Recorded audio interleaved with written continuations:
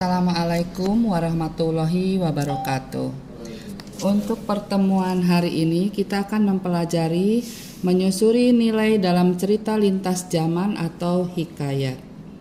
Adapun tujuan pembelajaran yang akan kita capai adalah yang pertama mengidentifikasi ciri atau karakter teks cerita lintas zaman atau hikayat.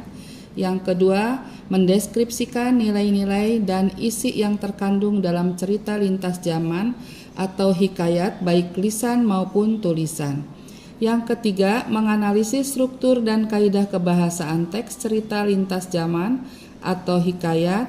Yang keempat, menceritakan kembali isi cerita lintas zaman atau hikayat yang didengar dan dibaca. Adapun definisi hikayat yaitu kata hikayat diturunkan dari kata atau bahasa Arab haka yang mempunyai arti menceritakan, meniru, mewartakan, menyerupai, berkata, meneruskan, dan melukiskan.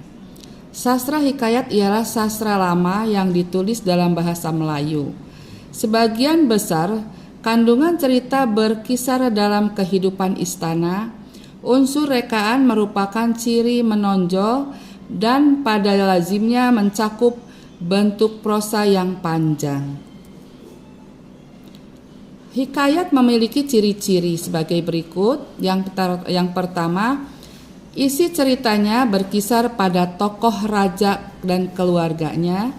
Yang kedua, bersifat pralogis, yaitu mempunyai logika tersendiri yang tidak sama dengan logika umum, disebut juga fantasi. Yang ketiga, menggunakan banyak kata arkais, contoh hatta, syahdan, sahibul hikayat, konon, menurut, empuknya cerita, dan lain-lain. Yang keempat, tidak diketahui nama pengarangnya, disebut anonim.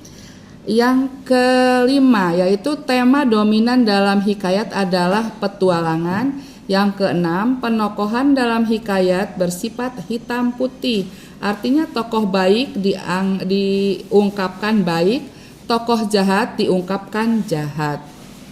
Adapun unsur intrinsik, yaitu unsur-unsur yang membangun cerita hikayat dari dalam, disebut juga sebagai unsur batin. Yang pertama, tema, yaitu inti atau ide pokok gagasan pokok dalam cerita.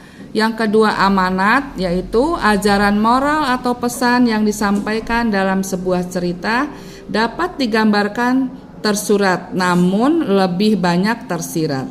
Yang ketiga, yaitu latar, menggambarkan mengenai tempat, waktu, dan suasana yang terjadi dalam sebuah cerita.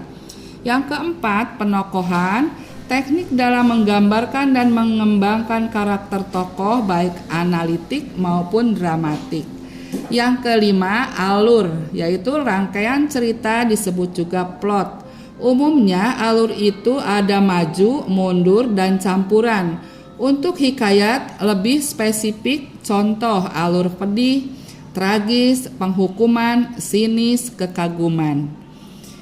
Adapun nilai ekstrinsiknya, yaitu yang dimaksud dengan nilai ekstrinsik merupakan unsur pembangun dari luar cerita, berisi nilai-nilai yang ingin disampaikan oleh pengarang. Ada nilai sosial, nilai budaya, nilai agama, dan nilai pendidikan.